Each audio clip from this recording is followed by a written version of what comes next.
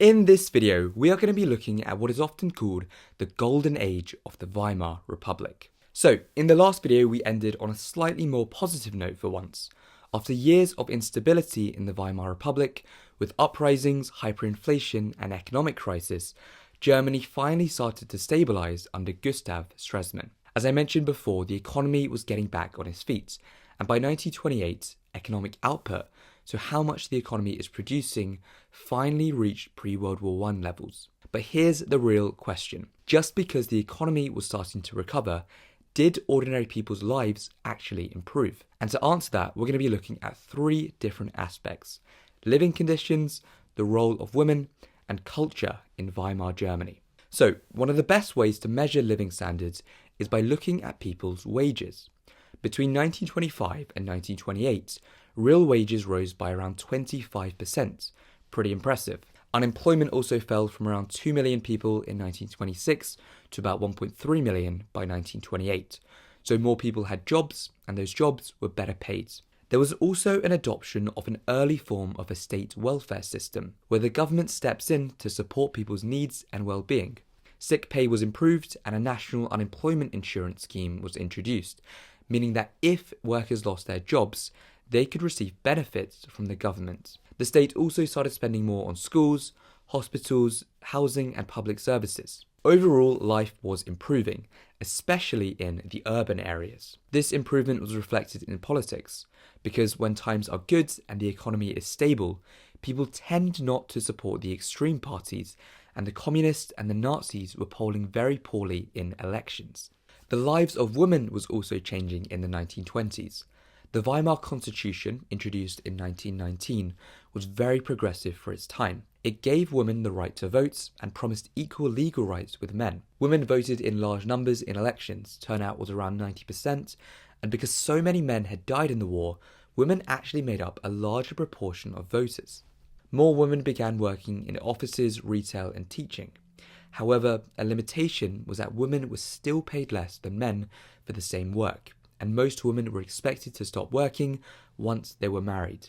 During this time, the idea of the new woman emerged, which challenged traditional German culture. These women lived in cities, they were financially independent, they followed American fashion, and went out. Many women felt liberated by these new freedoms, but conservatives strongly opposed these changes. They argued that traditional German values were being destroyed. Falling birth rates and rising divorce rates were used as evidence that society was in decline.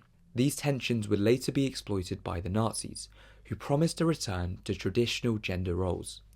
Lastly, we have Weimar culture, and that's people involved in the arts. Under the Kaiser's Germany, there was strict government censorship of the arts, but under the Weimar Republic, all this censorship is lifted, and Germany saw freedom of speech and freedom of expression, and people started to experiment with new ideas.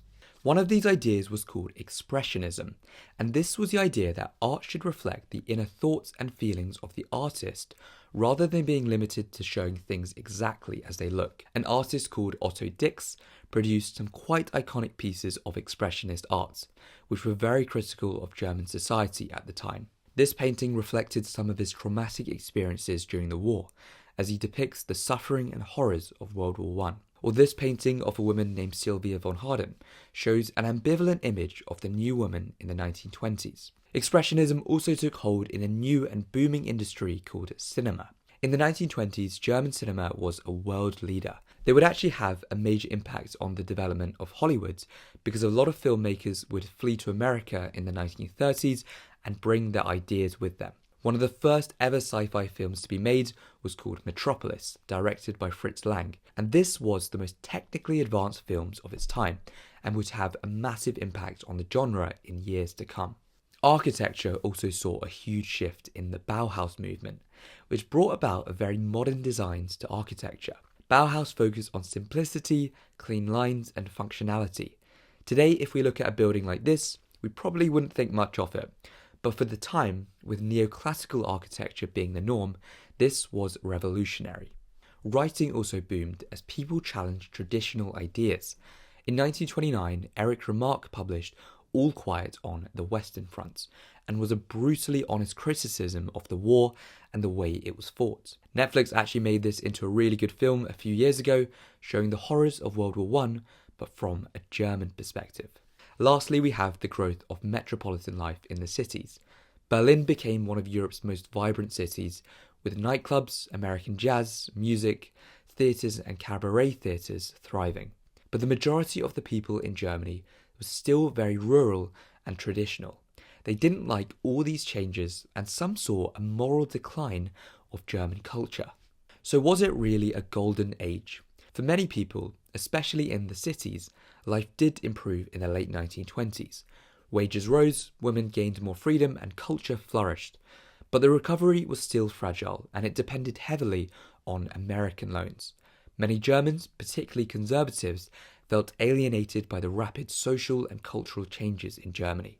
Well, these changes were about to come to a head in 1929, when Germany was hit by its most serious crisis yet. This would pave the way for the Nazis to come to power and radically changing German society again. In the next video, we'll be looking at the early development and the rise of the Nazi Party. See you then.